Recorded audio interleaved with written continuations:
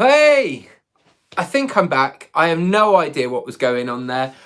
Sorry if you got a few things, but hey ho, there we go. I think I'm back on. My phone was playing up.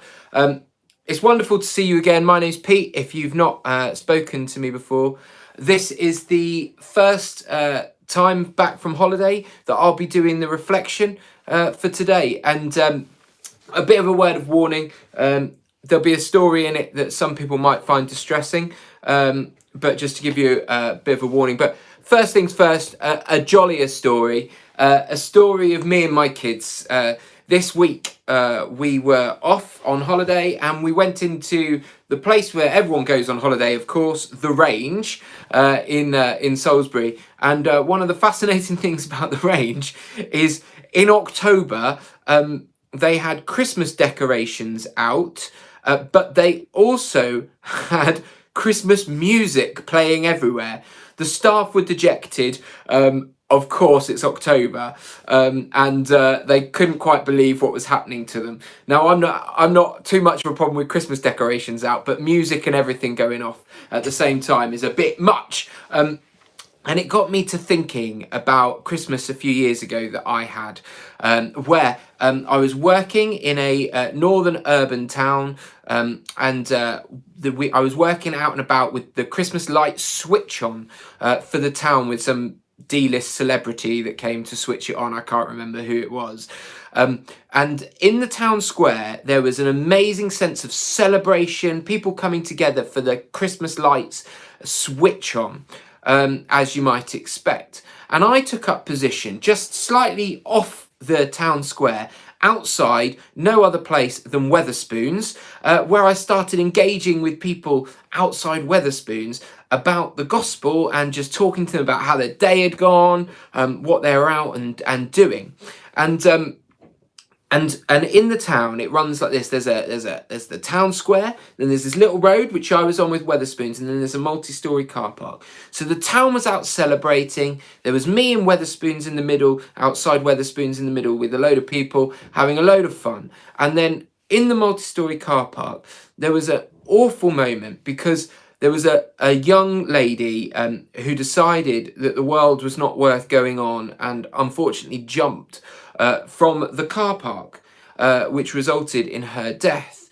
And in that one moment, it spoke to me about the complexity of the world, this tightrope, if you like, of celebration, of power, of happiness, of hope, and walking down that line to the element of sorrow, of despair. It's the tightrope of celebration and sorrow. I think that tightrope is something that we as Christians are called to minister in, to be in that place of the middle, somewhere between celebration and sorrow, occupying neither space, but both at the same time.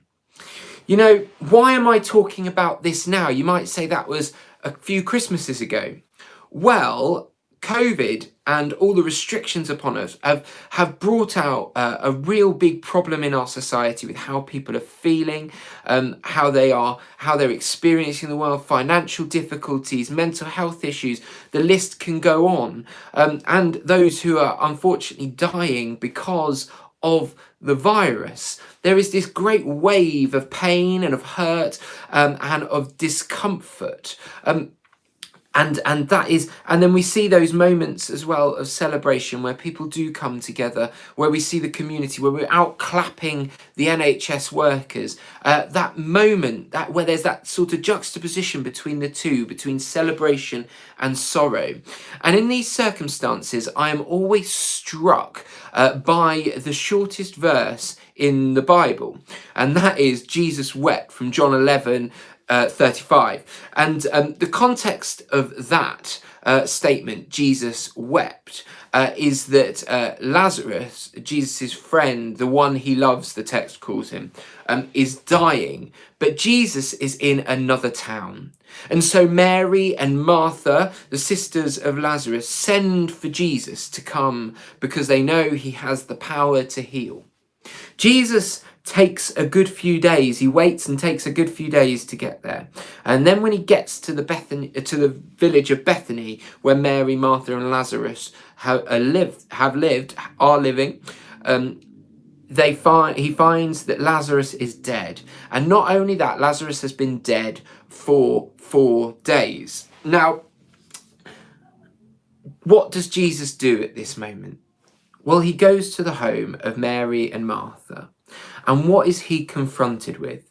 He is confronted with mourners, people who are distraught, people who are crying out. And what is the response of the God of the universe to that situation? What is the response of the one who holds all power in his hands? The text says, Jesus wept.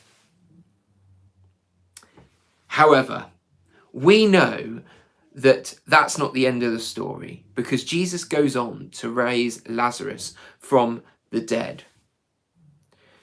In that account, we see both sorrow for the mourning, for the passing, and we see celebration for the hope and the actuality of the resurrection of Lazarus. But why did Jesus weep?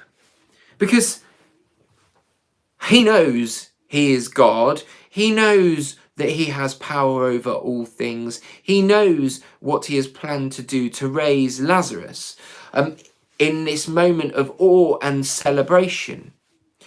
But the text tells us that Jesus wept. Because in that house, he is confronted with the destruction of death.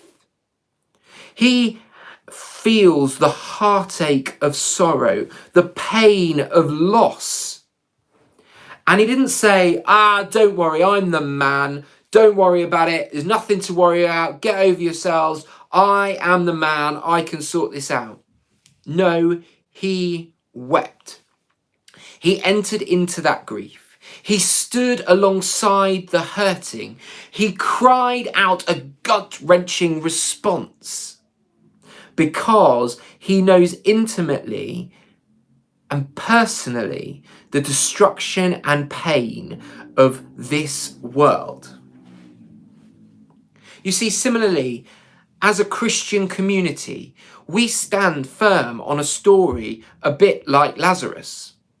The account of the suffering God who died on a cross for you and for me, who knows the pain of rejection, the physical and emotional trauma of death. But he overcame death itself and rose again, Jesus making a way for us to be in relationship with God.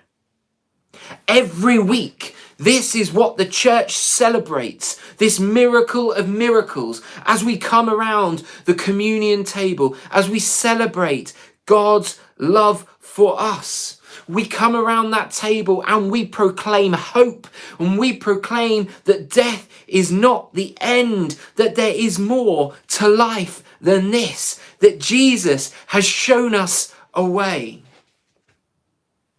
But similarly, the people of God have to embrace and get up close and personal with the hurting of the world. To weep with the world, we have to confront the ugliness of death and destruction. We allow ourselves to see it, to respond to it, to weep. This is not a lack of faith. This is actually faith in action. We are recognizing the heartbeat of another. We are allowing it to impact us too. The tears telling us what we really care about. But as we minister in those moments of sorrow, as we look on a broken world, we also walk the tightrope that points towards celebration. We look to the resurrection, to the celebration of the ultimate victory. Just as Lazarus was raised from the dead, so was Jesus, bringing hope for the world. As a community, we must proclaim that hope, that eternal life in God, but also weep with the world also.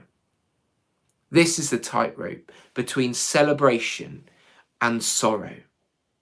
This is what we're called to walk in the middle, existing in both and neither at the same time. God bless. Sorry about the problems starting. I hope to catch you again soon. God bless.